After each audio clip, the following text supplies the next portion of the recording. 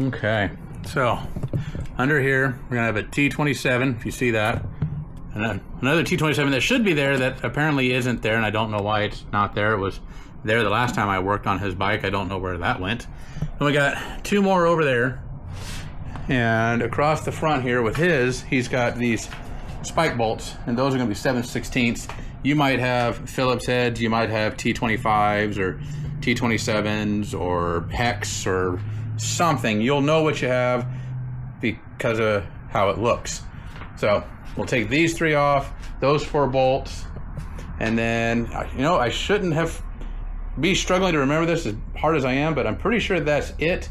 Then the fairing cap will come forward. We'll unplug the headlight because we are going to have to get this popped off so we can drop the new one in.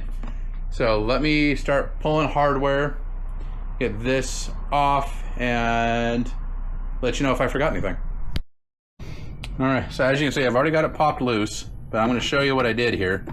Hopefully I can undo it with one hand here, but well, I was able to do it with no hands apparently. So this sits in here like so, and you see a little tab there, here, and over here. I know it's not focusing, but it's there. So what I did is, with the use of a little plastic pry tool, I pried down here, which then opened a gap, so I was able to run a sharp razor blade carefully through there and cut that double-sided tape at the top and the 2 on the bottom, and then just release that, and out it goes. So that's it. That was actually really simple. So now we've got that out of the way. I'm going to take some time and clean up the dirt that's back here. Going to take some goof off and whatnot, get this leftover double-sided tape out of there from the top and the bottom. And once that's all cleaned up, then we'll be ready to pop in our fancy new one. All right, so we got that out of there, top and bottom.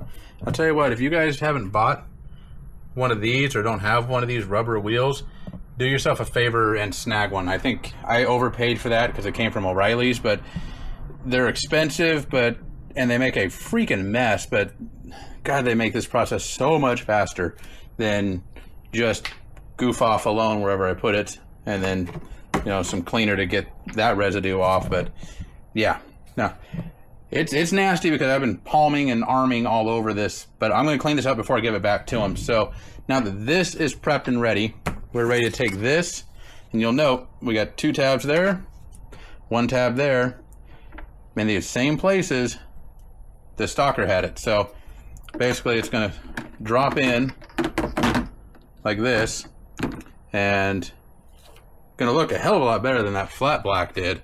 So I'm going to scrape this up with my fingernail, you know, that's what Steve over at Sick Baggers does, and he knows more than I do, so that's what I'm going to do. Now I'm going to do that to the top and the bottom. You can see we got our nubbins right there and right there. So I'm going to try to press this in, and then I'll press down on our double-sided tape, and that should work. I mean, shouldn't go anywhere. And then at that point, we're ready to take this back over there. So let me press fit real fast. All right, so now that we're back at the bike here, so don't freak out. I set that down gently, and it's upside down. Nothing's getting scratched, but you can see that we've got these pass-through wires that we got to get connected, which means we've got to pull our turn signals. So it's just 2 half-inch acorn nuts, and then you unplug your wire. I know my lighting back here sucks because all my good lighting's up there, but trust me, you know, just unplug this, and then you can feed it through. You'll plug in line your wires, and then feed back out the hole, and plug back into your turn signal. So I don't have a cameraman, I'm fresh out of hands, so I'm gonna do this, and then I will do my best to show you how it all kind of looks before I put the cap back on. So please bear with me, doing the best I can here. All right, so I've got everything plugged up. So you can see, here's the main wiring harness. There's where it goes in. Here, we'll just pull it out. Here's the harness off the bike, harness off the light. Everything, it only fits one way. And there's our new turn signal indicator. So then we just reach in there and we feed that back in. So now that's sticking out the side. You do the same thing over here. And you just have all this extra wire. So what I'm gonna end up doing is kind of bundling it up, zip tying it off, just kind of make it tidy, because I can't leave it like this. Even if it were my bike, I can't leave it like this, let alone a buddy's bike. So I'm gonna zip tie that up. We're gonna hang it up with a bolt, and then we'll click it on, make sure everything works, and then we'll move on to doing the windshield trim.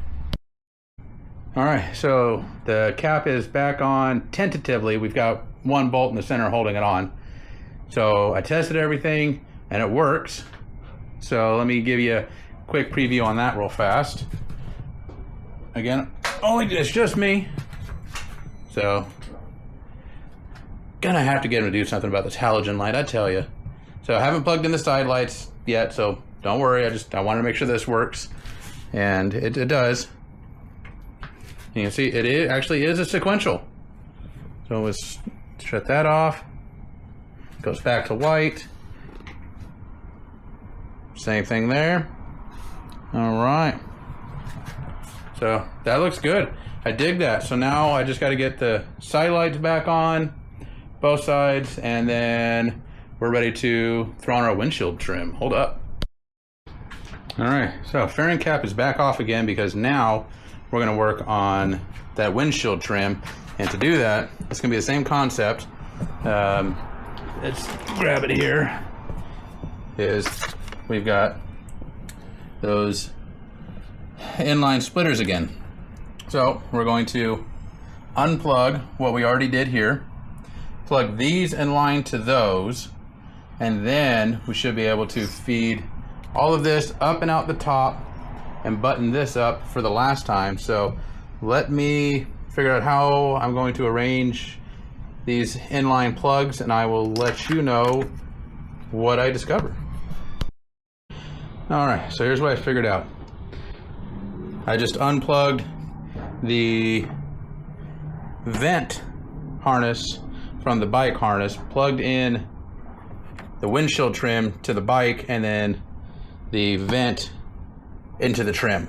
So I know it sounds confusing. I wish I had a third hand for a lot of different reasons, but in this case, so I could kind of walk you through and hold things up a little bit more better. But trust me when I tell you, it's actually really simple when you're sitting here and looking at it, because it really is only going to work one way.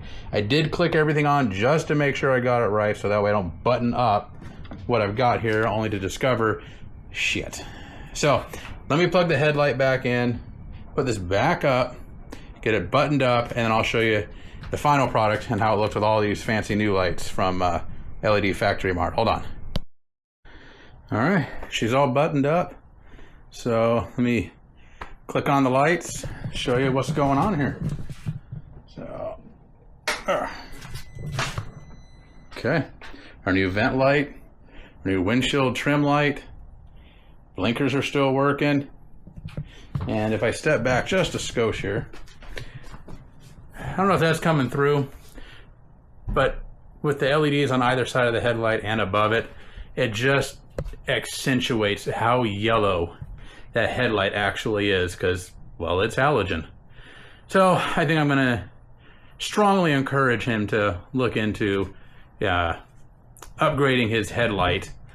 So we'll see what he says. But anyway, let's show you the what's what. There we go. So we got blinkers, sequential. We shut it down. Everything goes back to white. And same thing, everything's sequentialing the correct direction. We're still blinking down there. All is right with the world. I got it all right on the first try. So look at me go.